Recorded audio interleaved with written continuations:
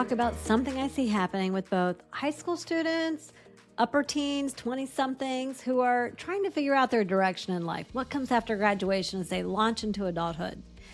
Often, this shows up particularly the older they get. They start out feeling stuck, unsure of what they want, overwhelmed, sometimes even feeling like they're falling behind their peers. And then when they begin to put in the time, the effort to do the work, they start exploring, having a career conversation or two. Maybe they try something brand new. Something begins to shift. And they feel a little bit better, more hopeful, clearer. And that's when I see people make one of the biggest mistakes in this process to career clarity and a confident launch. They rush to the answer. They assume that feeling better in the moment means, well, I'm ready to decide. But what's actually happening? They've just not got enough clarity to begin the real work. I'm Lisa Marker-Robbins, and around here on College and Career Clarity, we support families and educators who are supporting young people to make confident, informed decisions as they move forward. And what we're doing now is we're kicking off, and they're not going to be right in a row, but we're kicking off a bit of a series around the mindset shifts that will help young people, if they can make these, just shine and gain traction faster. See, there are degrees of clarity. Early clarity, when you're early on in the process, it feels like relief. I can breathe again. It feels like progress. I've gained some traction. But often, early on, not often, almost always early on, it's not yet been tested, validated, and frankly, it's incomplete. See, feeling better is often just the beginning of the process, not the ultimate destination. My client Maggie recently experienced this. She's in our elite coaching program with Launch Career Clarity. She's in her mid-20s. She's out of college already working, but she came in feeling stuck, not sure that she was in the right job. So we started doing the work. After she did just a little bit of work, her energy already improved. She reported back going into our second session, oh my gosh, I had a great week at work. And then she said, but I just want to know the answer. I just want to know what the right job is. And then she added to that statement, and I know this is what we're doing. So first of all, I celebrate the fact that she could reel herself in. That kind of comes with maturity, right? And she was able to go like, okay, that's the work that we're doing, right? And I said to her when we met, Maggie, we're only 25% of the way into the process. And while I celebrate and I'm thrilled that you had a great week and you're already feeling better, I want you to think about something here. If you were on a weight loss journey, which she does not need to be, to lose 100 pounds, and you had lost 25 pounds, and you started to feel a little bit better, you had more energy, and you're active, and you're maybe sleeping better, you would start to feel a little bit better. But we wouldn't quit at 25 pounds. We'd keep going, right? Feeling better in the moment, especially after we felt bad, it can make it tempting to stop. But we're not done yet. Let me tell you about two other clients. One of them was a young 20-something who was just starting the exploration process. He had earned a degree in computer science, and he wasn't sure what he wanted to do. Another student, similar, these two stories are kind of similar. Mary, she was in high school when we were working together, and she's in college now. And they've got something in common that happens a lot, okay? So the first student, John, he started exploring, like he was doing the online exploring, researching, gathering information. And something in his mind said, oh, I think maybe one of the trades would be good. And he started going down that path, okay? Mary was doing her work. She was getting ready to go to college, knew that she probably wanted to be in the business school, but wasn't really sure. And so she did an informational interview.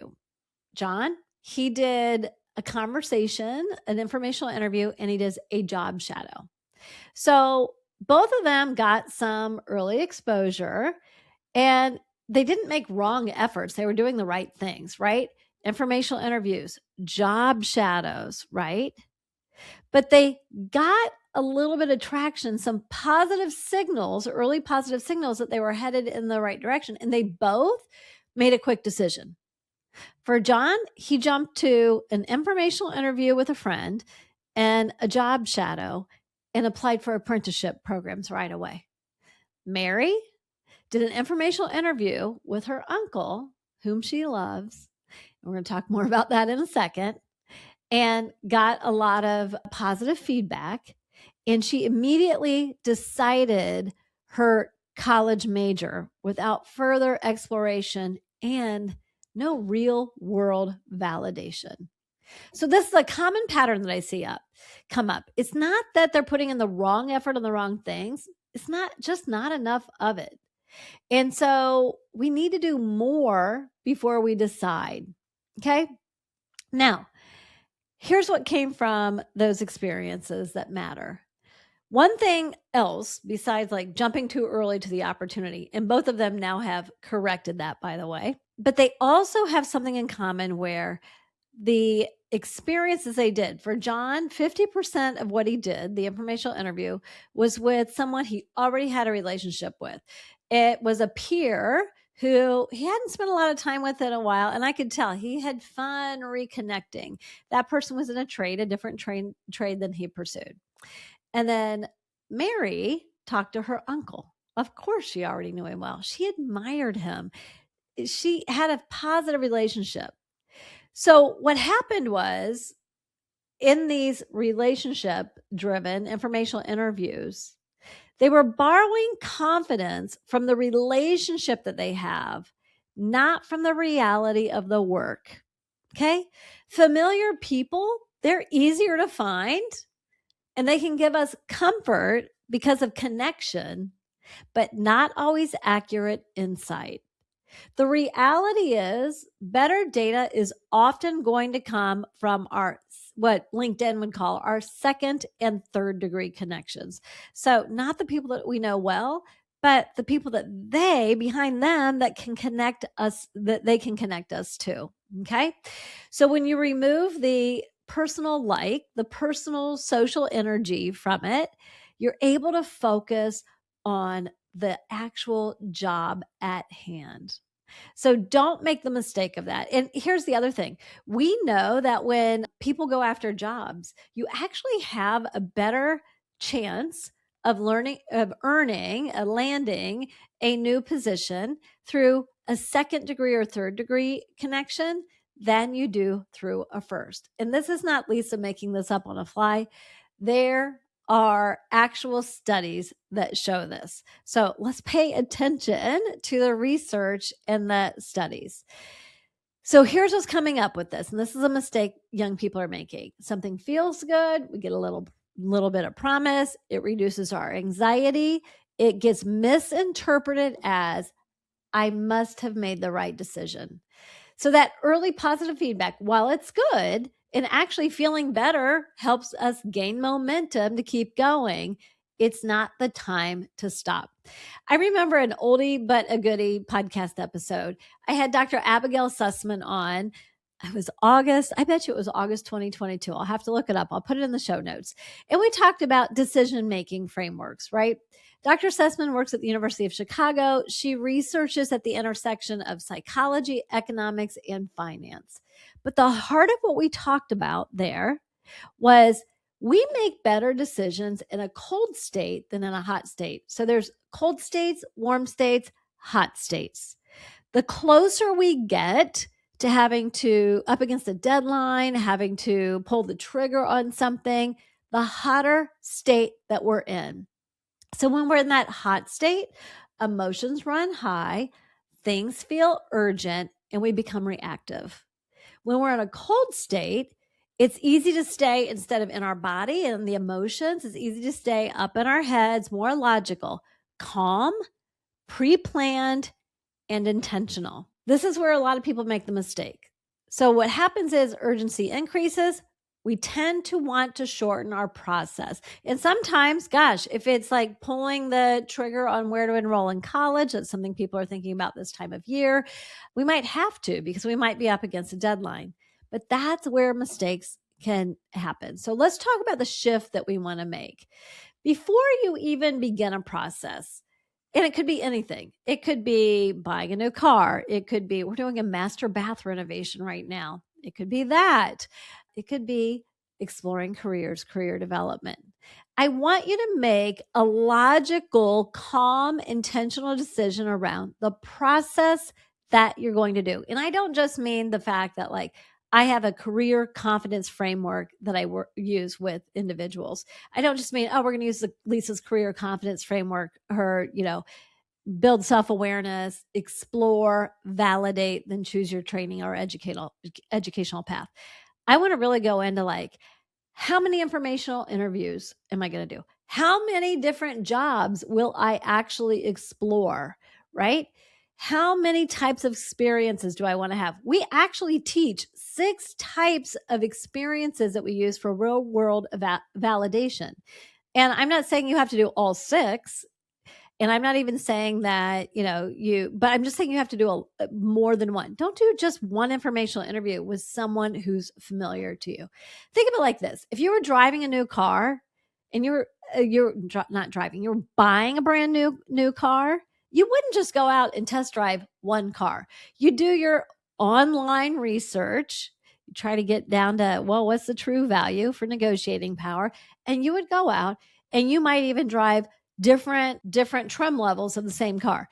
You're probably going to drive different cars that are similar. I was buying an SUV a year and a half ago, and I drove similar size SUVs from different manufacturers.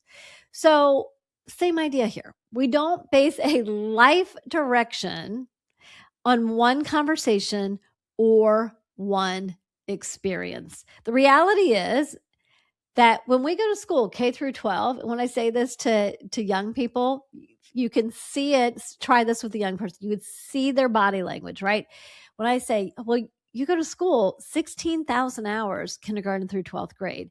And when I say that, it hits emotionally, right? They're feeling that. Oh, yeah, Lisa. Yep, I feel that. And then when I frame it up with the average individual is going to work 95,000 hours in their adult life, the light bulb goes off. We do not want to base a major decision like this on one conversation or one positive experience, okay? Because the reality is when you skip steps, you're going to shortchange your results, and you might have to back up and do it all over again. See, that speed, it can feel good in the moment, but it often costs you a lot of clarity later on. But I also want to say that if you've seen this happen in real life, or you're afraid that you're on the slippery slope of this happening, this is only normal. It's a human experience because we all want to reduce our stress, and relief feels good, right? Progress can feel exciting, like, oh my gosh, I might have what could be possible. Parents, you want movement, and your kids, they want resolution. They want a target to aim at. And the older they get, the more they want it. And I see this with the 20-somethings because they're already in that hot reactive state. This is why I'm so passionate around, okay, we're going to help those 20-somethings that are already in a reactive state and they feel like they're floundering or they've already fallen behind. But more importantly, I'm hoping to create conversations and community around, let's get these kids while they're still teenagers and they're in a less reactive state. And we can take a calmer, more methodical approach to this work, because the more pressure that they start to feel, the faster they try to decide without taking the right steps. So when your young person starts to feel clarity, resist the urge to accelerate to the destination. Stay in exploration mode and deepen the validation mode. You should be asking yourselves and having a conversation as a family, what else do we need to test? What might we not know yet? Who else should we talk to? Not just those people that are familiar to us. See, clarity that hasn't been tested is not clarity that you can trust. If your child is starting to feel clearer, but not fully confident yet, this is the time where what we're doing matters most. That's what we do inside Launch Career Clarity. If you want to learn about our career confidence framework, we have a free video for you. You can find it at flourishcoachingco.com/video. We don't drive to the answers quickly, but we drive to answers that you can trust. Okay, my friends, don't rush the process and just take the next best step, not all the steps at once. Okay, see you again next week.